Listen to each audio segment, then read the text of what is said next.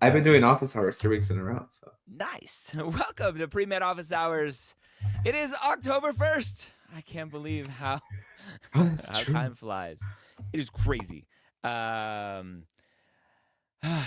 my name, Dr. Ryan Gray, founder of Medical School Headquarters, Mapped, author of the Premed Playbook series, host of the Premed Years, all around cool guy, supposedly. Although don't ask my friends. Joining me today, it's just going to be a dynamic duo today. Carlos Tapia, former director of student affairs at Icon School of Medicine and former director of admissions at TCU, and host of the Med School Years podcast. Carlos, hola, how are you doing? Good. You're semi cool. I'm semi cool. All right, I'll take semi cool. For those who don't know, we're here every Wednesday at 1 p.m. Eastern, almost every single Wednesday, 1 p.m. Eastern, to answer your pre-med questions and residency questions. Carlos, you have been helping build out residency services and information, host of the Med School Years podcast, specifically to help the med students through their med school journey and residency application journey. We're in the thick of that right now, right? It was last week. Students could submit their ARIS application. Oh, here's the most important conversation of the day. Are you an ERAS guy or an ARIS guy? Iris, You're like in the middle. ERAS. Iris. I think I'd say Eris more than Iris. ARIS, yeah. But yes, I'm an ARIS guy. yeah, Anyone who says ERAS is just wrong. I'm like, no, that's not how you say that. yep. But But those are yeah, the important topics of today. yeah, residency season is live. As of last week, programs were able to pull data. So hopefully, all of our students that are pursuing residency this year submitted their applications on time. It's always recommended because, unlike med schools where the data gets updated, I would say every day, uh, residency program directors have an interesting take on pulling data once and potentially maybe once more. Wow. But it's very rare that they sort of go back and see additional data. So even when they talk about updates, when we talk about updates in an application in the MD side Yeah. or applying to med school on the admissions side, I think you're more likely for them to receive your update. On the residency side, it's very minimal that you'll be able to provide an update. Interesting. That's kind of a bummer. I heard yesterday, you can confirm for me that I've always been of the understanding with residency application, not residency, with residency interview invites that those programs are like send 100 emails, I got 50 spots, first come, first serve. I heard yesterday from someone on TikTok, so take it for what it's worth, that that's supposedly not allowed, that you're not supposed to offer more interview invites than you have interview slots. So I will say on the residency side, and it's interesting that the processes for residency and admission to med school are very similar, right? Personal statement, transcripts, experiences, letters of recommendation. But I think on the residency side, they've gotten pretty good at figuring this all out, meaning there's not this wide net of like, yeah, we're going to offer 100. We know we only have 50 spots for interview. I think they're very diligent in offering only the amount of interviews spots that they have. And I think a Okay. lot of it has been because program directors, unlike I would say admissions on med schools, I think program directors are like, we need to just be clear cut and to the point. And I think they're more open to process changes, even from the time that I was in student affairs. I mean, like OBGYN went with their own because the application wasn't satisfying uh, what their needs were, right, as entire sort of OBG programs across the country. Yeah. Um, I think they're even using AI now for a lot of the application processes. Yeah. So again, residency side I think has gotten a little bit ahead of the curve in what they're figuring out this whole process to get better return. I would say maybe waste less time, although I say that cautiously. Um, but just getting to the point, right? I have a seat to fill. I'm going to fill it the best way that I can. Um, so Yeah. yeah. Oh, yeah. I think knowing that Eris it's about 140 million, I think. Don't quote me, but it's a lot of money to the AAMC every year. The AAMC has these. We were talking about this last night in our other session. I like to use the term perverse incentives. Right, the AAMC is not incentivized to make this process easier for students because the majority of revenues that the AAMC gets is from the ARIS application, from the residency application. And so it is crazy, and I apologize. I feel bad for everyone who will go through that process. But there is light at the end of the tunnel. Matching is not as crazy. Oh, actually, Carlos, I don't know. I guess there's some initial data available that the Yes. number of applications is way down compared to last year. My initial reaction is it's probably the international medical grads, the non-US citizen international medical grads that require visas, just because the visa situation in this country is pretty bad right now. Do you I'm see any trying to data? find it. I'm trying to find it because I just got the updated information. Um, the first initial batch of information from the double ANC and ARIS.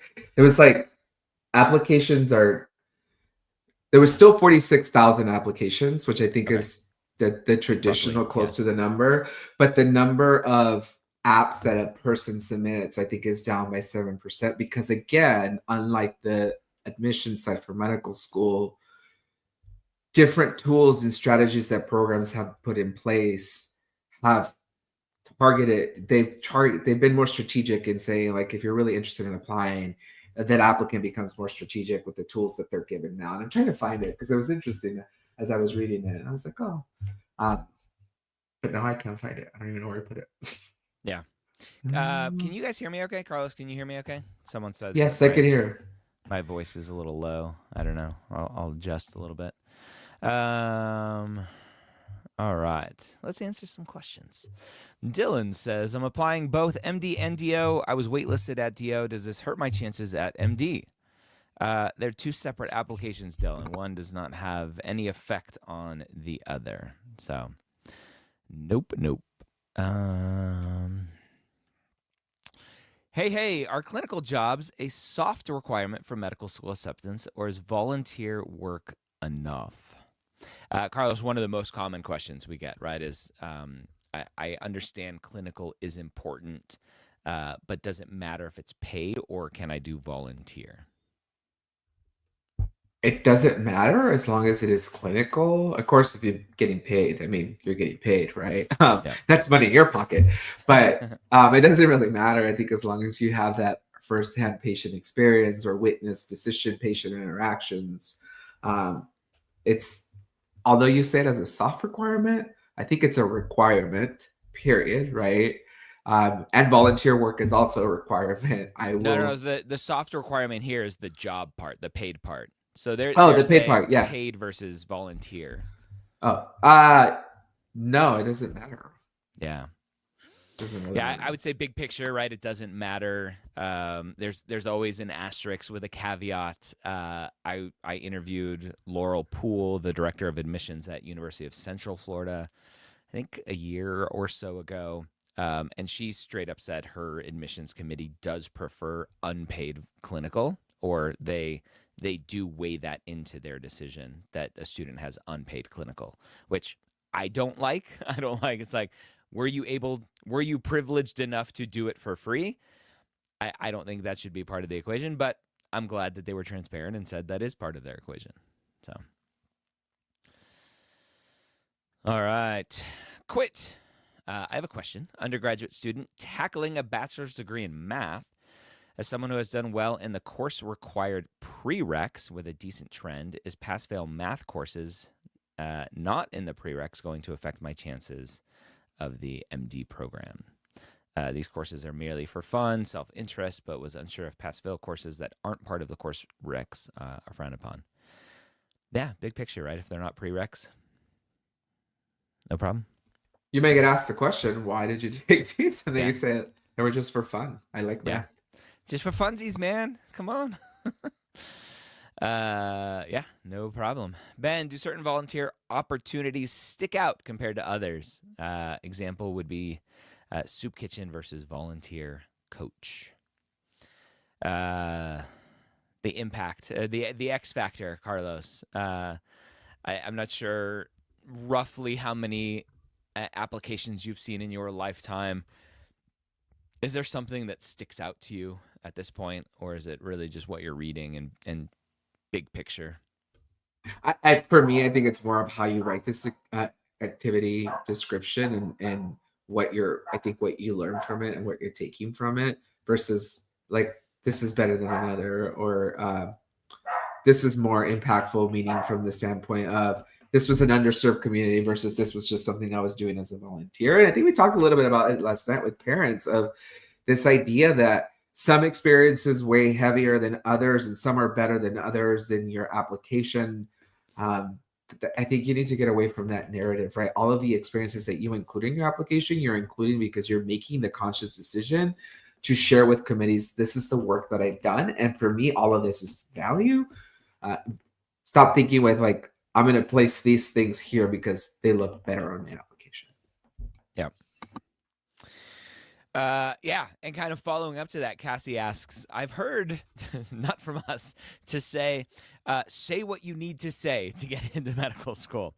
I took an honest approach and tried to make a case for a goodness of fit based on my background. Will this hurt my chances? um, Again, Carlos, you've seen a lot of applications. I've seen a lot of applications. Our team has seen probably hundreds of thousands of applications. To me, it is very clear when a student is trying to sell me what they think I want to hear versus just being authentic. And my personal approach to that is I do not like the students and the applications that are just trying to sell me what they think I want to hear or read. So Cassie asking the question, will it hurt my chances? No, I think quite the opposite. I think it'll improve your chances by being authentic and being honest here. I think "Say What You Need to Say" is a John Mayer song. I don't know if that's the song, but it is. It just popped into my head. Yeah, I think we can see through that, right?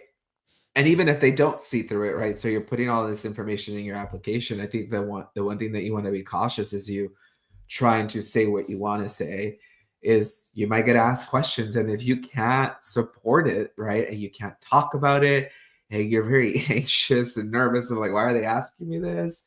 It could be a clear indication that what was listed or what we read or what was seen is not 100% accurate, right? So that's why you want to be authentic from the standpoint of including all the information you want to include and be ready to talk about it. I always say, and even in mocks, they say, once you introduce this, it's fair game, right? Yep. I can ask questions. So whatever you introduce, even if it is what you need to say, it's fair game, and I can question it. Yeah. It's such a lawyerly response. Like, I wasn't able to what do you call that? Like submit it into evidence, but you brought it up, so now I can talk about it. It's the easiest way for me to explain it. Like you're telling me something. I want to ask a follow-up question. Like Yep. you can't then back away from it and be like, never mind. So. Yep. Michael's house. My daughter's friend got accepted to an MD school last night. Very happy for her. Thought they couldn't give MD acceptances till October 15th per AMCAS. What are the rules? Are there rules? So September 30th is the deadline for early decision MD acceptances. So that is probably what your daughter's friend got last night. End of September is the deadline for early decisions. And then if a student doesn't get an early decision, they are then free to apply to other schools. So congrats to your friend's daughter. And if it was an early decision, let us know and we'll snitch on the school. I'm just kidding. Yeah, if it wasn't, let us know and we will name and shame anonymously. But yeah, who was someone mentioned? Was this in our advising chat on Slack that some school said, "Oh, we don't follow the AAMC's rules"? Okay. Well, I think we've had this conversation where the language and the traffic rules is very vague, and technically, right, all decisions shouldn't be communicated, Yep. but schools release folks from their application pool much earlier. Yep. And again, if you read the rules, it should be all decisions, All not just decisions. Yeah. acceptances. Yep. All right. D3 Kuna. I have a pre-interview invite hold for a school. When should I send an update letter? Is there any way to change that pre-interview hold? If you're a hacker, then maybe you could hack into their system and figure out, be like, I changed from a pre-interview hold to acceptance immediately. Carlos, these pre-interview holds, I don't know if they're becoming more common or not. I'm not a huge fan of them. It's like, interview me or don't interview me. Don't keep me in limbo here while you're waiting for someone better to come along. Uh, what can a student do in this situation? Nothing. I mean, it's a pre-interview hold, and I don't know if so I'll back that up. If the school has told you in the time, from now to then, if you want to provide an update, feel free to provide an update. But if the school has just said you're in pre-hold, we'll let you know. I don't know if an update letter would do any benefit. Um, Yeah. you have to be very cautious again with these, like, should I send a letter? Should I not send a letter? Um, but we never did this because it's just I don't know. I feel like it's a silly thing, right? Like, we're kind of considering you for an interview, but not really. Um, might as well just hold the person for the perpetuity of the season and then say, okay, never mind, we're not interested in you. Um, but I don't think there's much you can do. I think you just have to wait it out. Yeah. Yeah, always first and foremost, follow the rules of the school. The school may not accept update letters. If they do accept update letters, it may be only specific situations and updates. And so just make sure you follow the rules. I generally, Carlos, am a fan of self reflection. Obviously, that's a big part of everything we do. But calling myself on it, and potentially, again, here in this situation, if a school does accept an update and it's just a broad, hey, you can update us whenever you want. If a student knows that one of their weaknesses in their application is maybe clinical hours, they can then call themselves out and go, I know that one of my weaknesses potentially is clinical hours. Here's what I'm doing. Here's an update. Maybe that wasn't captured on the initial application. That's one potential strategy that I like to think about, but follow the rules first and foremost. Trey, I just want to say thank you for all of the MSHQ advice. As a lower stat, non-trad applicant, I wholeheartedly believe y'all's advice carried me through to my eventual acceptance. That's awesome. Thank you, Trey. That's why we do what we do, to help you all. Love it. And if you think you would be a good guest on the Premed Years podcast to talk about that, let me know. A lot of the guests lately, Carlos, I've had on the Pre-Mid Years podcast are like, oh, this is full circle. I used to listen to you all the time. Like, oh, it's so fun. Amani, what are some of the strongest and weakest med school applications you've seen from students? Also, what extracurriculars do AdCom seem to value the most? I'm going to change this question a little bit, Carlos, because I think that the student is asking a very common question of like, tell me what to do to stand out. That's what they're asking. The last part of the question here, what extracurriculars do AdCom seem to value the most? This is such a common question, and we always push back and do the things that you want to do.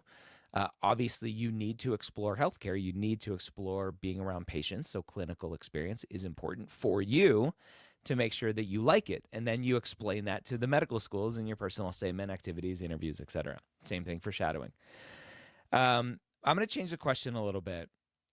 What is something on a medical school application? Let's assume stats are okay, activities are there, but there's just something in the application that gives you pause immediately. What might that be? No activities outside of clinical and research. Um, I think I think it's one right because I've seen that where like, well, I want to be a doctor, so all my activities are going to be clinical to demonstrate. Look, I've done all the clinical stuff, so therefore I know what it is to be a doctor, right? Or I've done 10,000 hours of research and I have publications, and therefore I'm going to be an excellent physician. I think the lack of volunteer community involvement period, I think students sometimes get caught up in the idea that volunteer means clinical work, like free labor, I would say free seeing patients, and there's so much more that you can do for your community that would really, I think, not stand out, but I would say would add a layer of dimension to who you are as an individual because it means that you care for the community that you live in, right? Or you care for some a cause that's near and close to you, and therefore you spend time doing this and giving back to that organization. Um, but I think that is the things that sort of some of the two categories that I see sometimes that I'm like, could be a little bit of a shock when I used to see them in applications. Yeah. Love it. All right. Keep those questions coming. Let's see.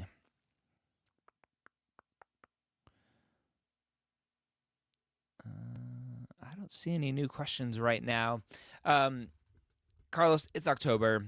We just mentioned the early decision invites or early decisions came yesterday at the latest, generally is end of September for the traffic rules. For students that may be early decision applicants, and one of the reasons why I'm more anti early decision than anything else is you're only allowed to apply to that one school. Those students who unfortunately weren't accepted early decision are now free to apply to other schools. It's October 1st. Interview invites at a lot of schools are slowing down. Some schools are sending out interview invites for January, February of next year already. For students that are thinking about applying early decision in the next cycle or future cycles, what is your advice to think through the pros and cons there and maybe ways to improve their chances for early decision? Yeah, to your point, right? Early decision is a weird. I get it. It's a commitment that you're making to the program, but then it disadvantages you from the perspective of the wider pool. Mm-hmm. I think you really have to be truly vested and interested in the program that you're applying, and I know that we say like you're applying broadly and then secondaries is really where you hone in. I feel like for early decisions, it's like you're banking it all and you should have, I would say like 99% of all of your essays and all of your effort is about this school. Um, so I find myself very like not happy with early decisions Yeah, programs just because I don't like them. it kind of makes you feel like I don't know. It makes me feel like you need to give it your all, and then they have the final decision of saying like, never mind, and then you have to go now do that same thing, right? 15 Yeah. different times. Um, so, but I think it's if you're unsuccessful in the early decision, I think it's an opportunity for you to really rethink and re-strategize as you add programs to your application, and then fill out secondaries of now you get a little bit more flexibility, I think, because you're not focused on that one single program, but still want to answer questions specific to the individual programs you're applying to in those essays. Um, yeah, it's a hard sell. It's a Yeah. hard process. I think there's a lot of misconceptions about what early decision means, or what a student what a school is looking for in a student. I think a lot of students think it's an easier path. I can get in with less stats, with the thought of if the school knows that I'm committing to them, that makes their job easier as an admissions committee and therefore I don't need as good of stats because I'm saying, hey, I'm going to come to you no matter what because I'm applying early decision. I'm contractually obligated if you accept me. And I, I think that's just the wrong idea of what early decision is. Same thing for students that are like, oh, I went to undergrad there, and so I have really good ties to the school. I should apply early decision because I know the area, I know the school. Again, it's not what early decision is there for. I really don't know what early decision is for. I don't understand what the benefits are. Um, I just it's just weird. I think early decision um, for the far majority of students, the risks outweigh the benefits, and so therefore I wouldn't recommend early decision to the majority of people.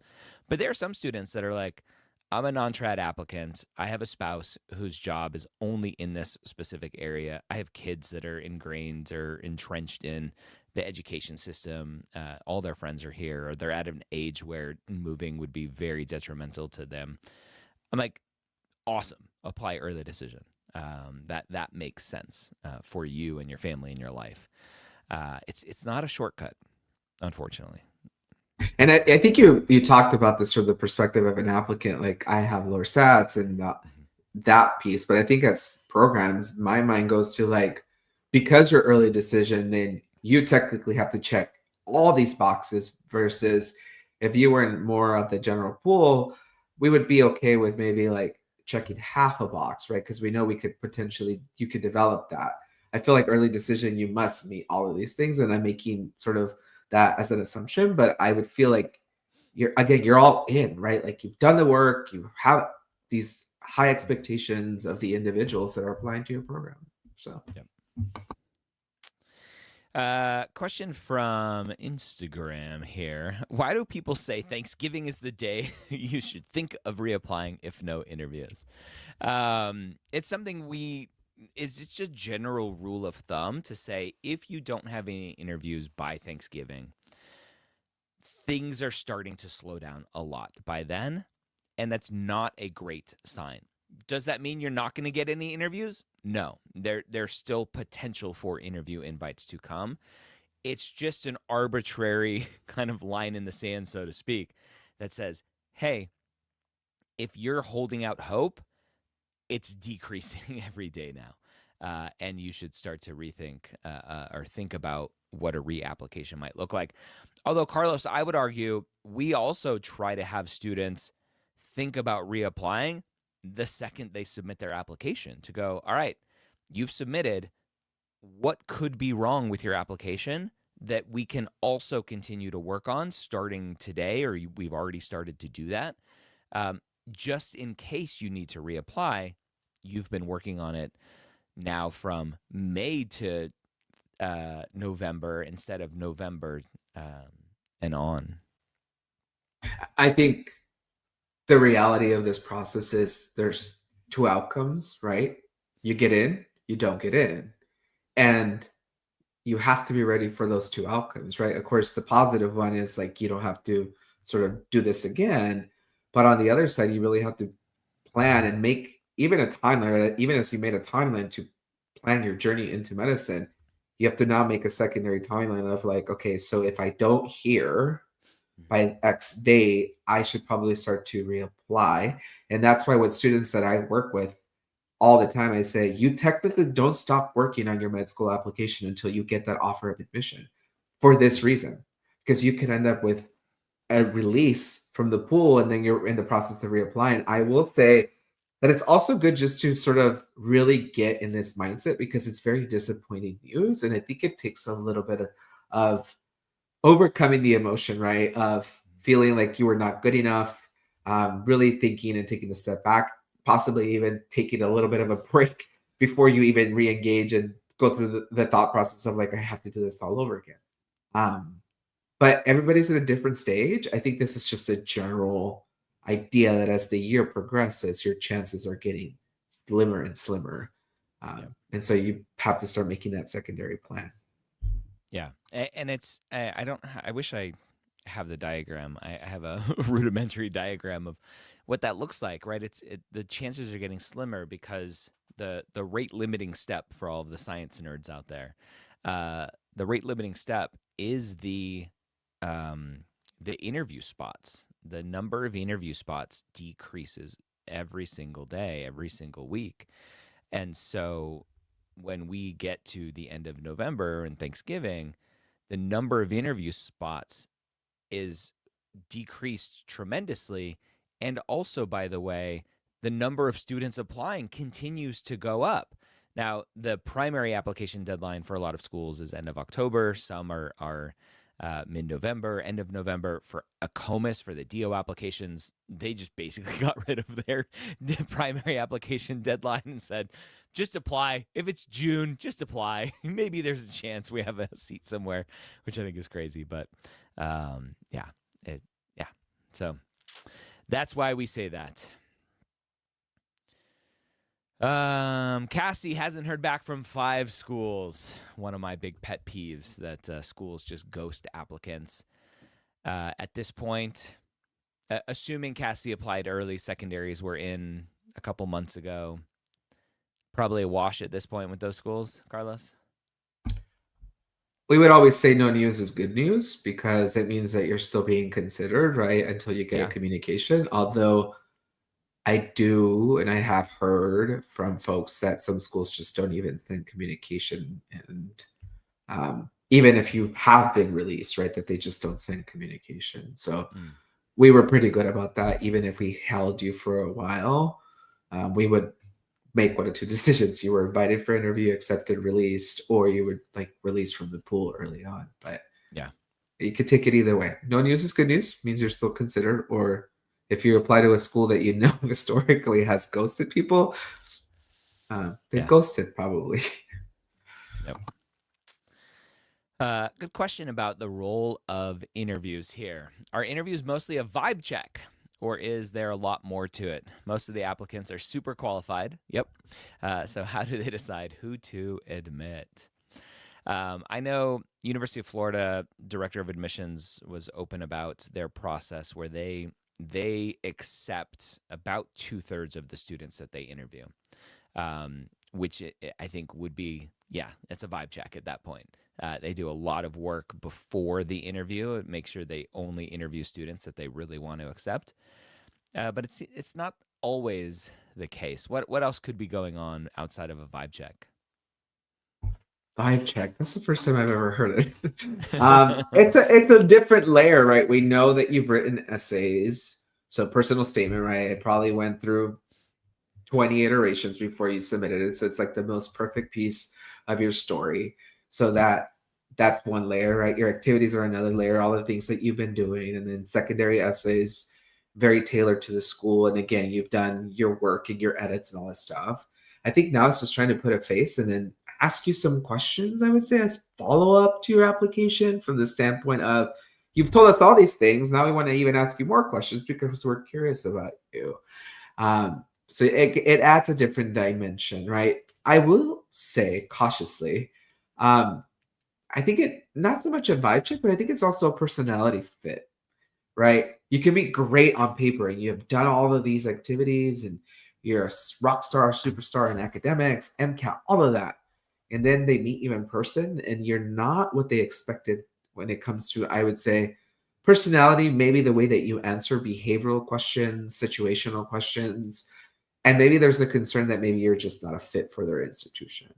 And so I think it's a more than a vibe check, I think it's that final layer of, okay, we saw all of these things. Now we want to do one more final thing before we even move you to committee and make a final decision. Um, so more than a vibe check. If it was a vibe check, I would be like, do I vibe with you? Yes, right. It's very, that's subjective. Yeah. I think there's a process to it. Yeah. Is the same true for Vanderbilt? I don't know. I just know it about UF in terms of their interviews to acceptances. This is a big thing that we don't talk about enough. I try to bring it up when I talk to students that are like, I'm just going to apply and see. I'm like, have you thought about the emotional toll that this takes? As a reapplicant traumatized from the last cycle, how to remain mentally resilient while waiting for interview invites? Carlos, therapy, therapy. What advice do you have for students going through this process again? I think it's building your support system, having outlets and ways to distract you. I know that it's easier said than done, but I would encourage you to utilize all of the tools in your arsenal to really manage your wellness during this time until you hear something back from these programs. Um, because everybody is different, but I know that this is a very tedious and long, drawn out, long process. Um, but you have to keep maintaining that wellness. And so doing other things outside of, I would say, becoming obsessive over the application, right? You did your best. Now let them do their work and hopefully you'll get something back or hear something back, whether good or bad. I think the waiting period of neither can even increase that stress. So I think you're going to have to figure out some tools, skills to really stay resilient through this Yeah. process. Yeah. Interesting question here from Michael's house. Michelle's house? I don't know. What is that? Michael? Michelle. Uh, Michelle. Michelle. Let's go with that. Yeah, I keep reading it wrong. Does anyone, once they are a physician, discuss if you are an MD or DO? Do they ever discuss what med school you attended? How does one or the other help you professionally? No, this is part of the thing. The biggest MD versus DO bias comes from pre-meds and early medical students when they want to kind of think they're superior to their peers because they got into an MD school versus a DO school. Once people are out and in residency, where you went to school, and if you're a DO or an MT, does not matter at all. At all. It doesn't come up.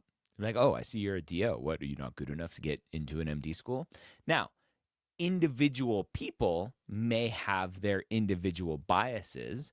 And I will tell you that when I discuss, I'm in a Facebook group with like 80,000 physicians. And there are lots of physicians in that group who have kids that are pre-meds. I chime in a lot as I always call myself, I'm the weirdo physician that now helps the pre-meds. When the current physicians are saying, hey, does it matter where my kid goes to school? They're interested in going to medical school. Or does it matter where they go to medical school? Whenever I mention it doesn't matter, prestige doesn't matter, the ones that chime in the most, shocker, are from the prestigious institutions.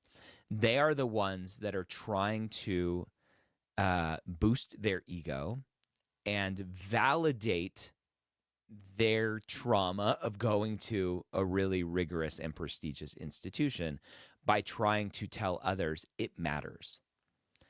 And it just doesn't. And the one exercise, Carlos, I don't know if you've heard me talk about the exercise that I do with students or parents every once in a while, is I'm like, okay, name a prestigious institution in your area, right? Or just in general. Awesome. Now name a competitive specialty. And I'll bring up the website for that hospital. I'll bring up and go to the specific specialty, the specific department, and then we'll look at all of the physicians that are in that department practicing that specialty. And there may be some skew towards more prestigious institutions, but you will see inevitably students from all various medical schools, MDs and DOs, international medical grads, all of it. Because at the end of the day, once you are out practicing, it's a job. And the job, aka the employer, they have one job to do. And that's make sure they have enough worker bees to do all of the work. And they're not filtering based on, well, we're Stanford, so we only hire from within. That is much more a lawyer thing than a medical thing. So no, it doesn't come up, doesn't matter. It is all driven by egos of pre-meds where they go to school. Anything to add to that, Carlos? It's a big soapbox that I like getting on. No, and I think even if you think about it, right, residency programs, talking about the outcome of this, right, residency programs tend to hire their own, not I think because of the, oh, we must hire because we are this prestigious institution. I think because they know and they Mm-hmm. truly believe the quality of education that their own students receive. Therefore, they're like, why wouldn't we want to keep them? But I don't think it's not tied to like therefore we must keep all of our graduates, right, because we're the best institution. I think it's just because they know the quality of student that they're producing. There's more than just the name, I will say Yeah. that. Yeah. It's right. It's hiring within. Often, again, it's a known entity. It's not maybe even necessarily we know the quality of the education. It's a proximity to that person to go, hey, I've seen this person work. They have good work ethic. They're a great communicator. Blah blah blah. Like I like hanging out with them. So it's more of the exposure than the med school or residency that they're tied to. So, oh, fun. I was pulling up uh an example here, but it'll take me a little while. All right. Let's keep rocking. Lots of good questions here. Very common question here with all the new medical schools opening. How hesitant should I be of new medical schools? For context, I got into a new DO school and I would be their second ever class. Would this hinder my future? Carlos, you opened a medical school as an inaugural director of admissions. Outside of having you as the director of admissions, was there anything bad about the school? I think there's this idea that, oh, because we have no residency Mm-hmm. statistics, right, or match data, that therefore this program is not good at X or it's not going to do this. Yep.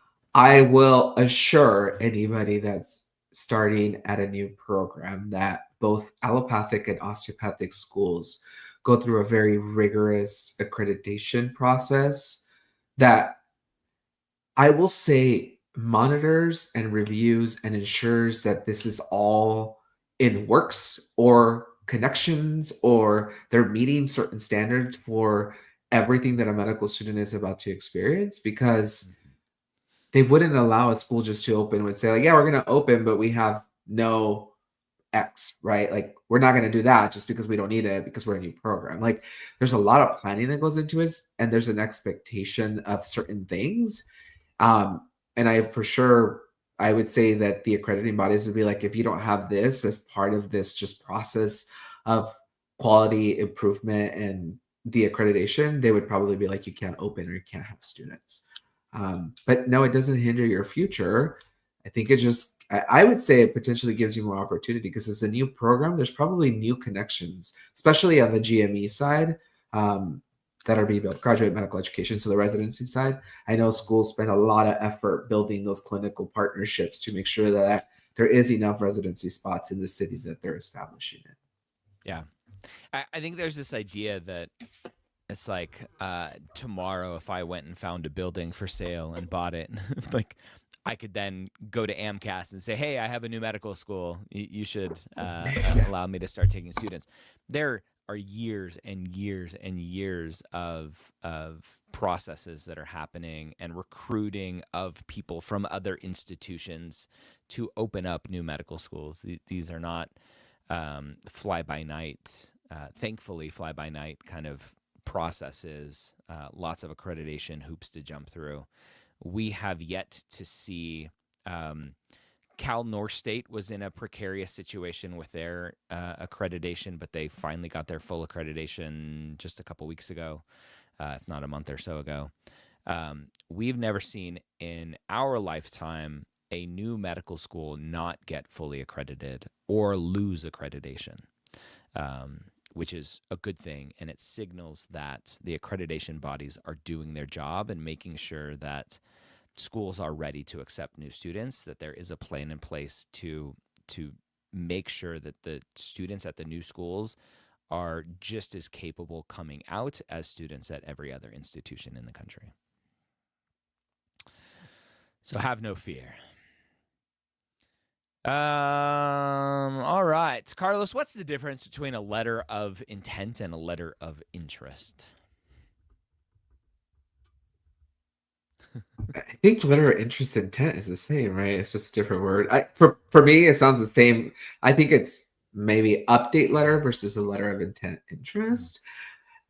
I think for me, intent means that, hey, if given the opportunity, I am 100% committing to your program. An update letter is just an update, right? Here are the things that I've done. Just giving you an update, add it to my application file. Yeah. Look forward to hearing from you. Interest intent, I think, is the same thing Yeah. I, for me. I yeah, so intent for me is like post interview, the school has signaled that they like you, and now you're saying, "Hey, I like you back, and I want to I want to commit to you." Um, a letter of interest for me, I don't I forget how I've talked about them in the past, but the last several years I've been pretty steady that a letter of interest is the application. I am interested in your school. Duh, you applied to us. So yeah, I think for you, right, what you just mentioned, Carlos, is the update letter. Is there something that I can update you on? And maybe throw in there, yeah, I'm also interested because of X, Y, or Z. Assuming again the school accepts an update and how they accept it and what they update, whatever. Yeah. But I then, yeah.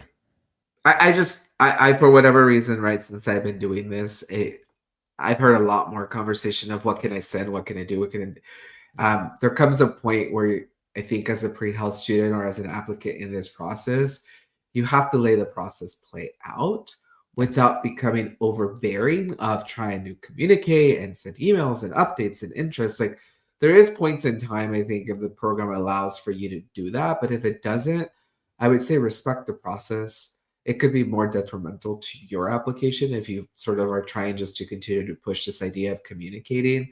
Um, to programs. I will say that even as an undergrad, I mean, this has been quite some time now. I think even when I submitted my application, I'm like, here's my application. I did everything I needed to do. Now it's on you to let me know, right? I don't think there was, for me specifically, a purpose of like wanting to send additional materials. I felt like if I did what you asked me to do, you would make a decision and communicate. And so, for whatever reason, I think there's been a lot of like, what can I send? Letter this, letter that. I'm like, slow down, let the process play out, and send when it's appropriate. yeah. Don't call them either. Don't call, don't call them, or have your parents call them. Don't do that either. Silver Seagull, really conflicted between pre-PA and pre-med path. What is the best way to come to a decision? Not worried about the studying rigors, but rather family strain.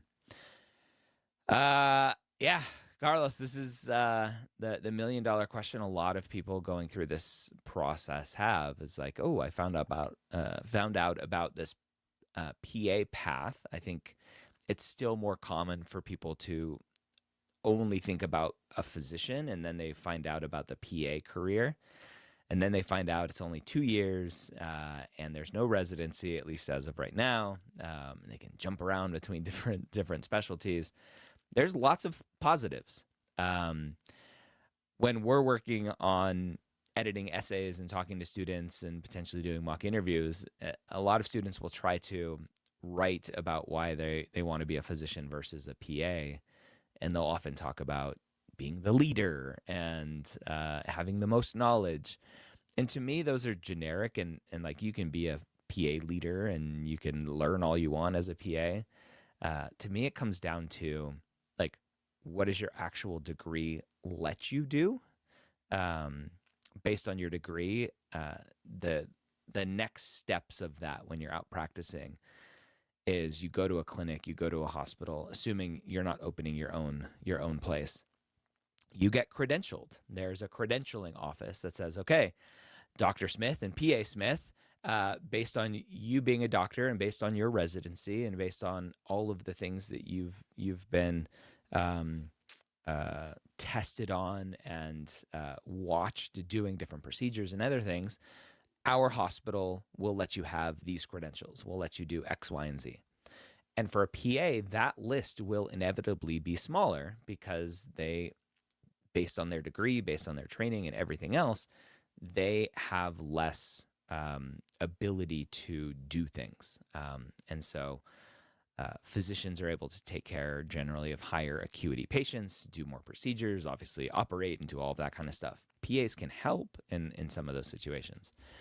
So to me, the big argument is not quality of life, because at the end of the day, as a physician, you can choose to work 2 days a week if you want. You can choose to work 3 days a week. It's up to you. Your salary will be decreased because of it, but you have that opportunity if you want it. To me, the decision is, are you okay not being able to do the most amount of things based on where you went to school? And that's really, to me, the deciding factor. I don't know if you have other thoughts there. No, I think it that, and you added a personal, I think, ending to this question. And without those details, right? I think you need, and without the details, and not a personal thing for us, you would need to make that decision on your own, right? What that, I would say, from family strain, pressure, what that is as you navigate what side you go on. I was trying to find, there was an article, actually funny, in California. There's been this big, um, I don't know, fight, argument, decisions of like PAs being given the title of doctor, and then assuming that there's a doctor. And I think there was a decision made this past week I or saw something. I'm trying to it was find out about again. nurses. Like, nurses can't call themselves doctors in a clinical setting. Was it MPA, nurse NPs, practitioners, yeah, right? Yeah, DNPs, yeah. yeah, which I agree with. I agree. I agree with it. When you, in a clinical setting, call yourself a doctor, everyone assumes you are a physician, and you are misrepresenting yourself as a DNP, not to diminish your education and knowledge and experience and all of that, but you are misrepresenting yourself as a physician in a clinical setting. Outside of a clinical setting, call yourself a doctor all you want.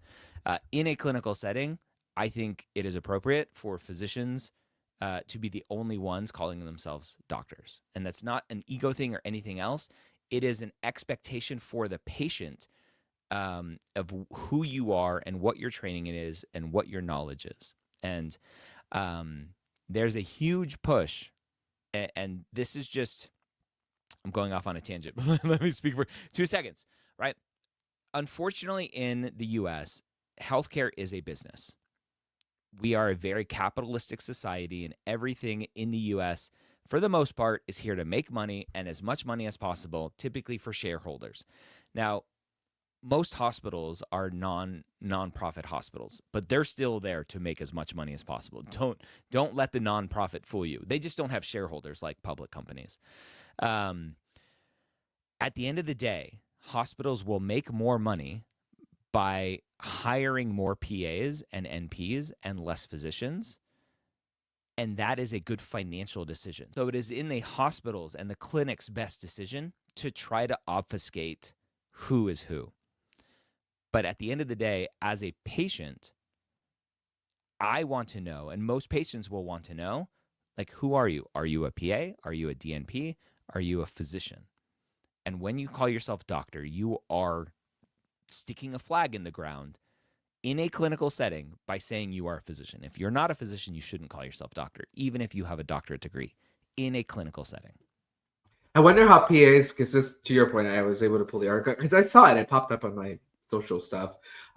It was nurses, right? But I wonder how this will effectively apply for PAs, right? Again, Yeah. I had a physician assistant that I say doctor, but I knew it Yep. was a physician assistant because I'd done this work and I work with pre-med students. Yeah. But for those that don't really know, I wonder how they'll differentiate. And again, this is only California, so Yep. I'll say that Yeah, just and so people there's know. already pushback that there's going to be lawsuits saying, "Hey, this is a First Amendment issue. Now you're taking away my right to call myself whatever I want." And so there's going to be some more follow up lawsuits and other stuff, because that's the American way. Got to keep the lawyers going. All right, friends, we got to run. We are here every Wednesday, 1 p.m. Eastern, answering all of your questions, having fun conversations like this. Thank you, Carlos, for being here, answering tons of questions. Tell all your friends, tell your classmates, tell your pre-med advisors to come join us as well. Take care, everyone. Bye-bye.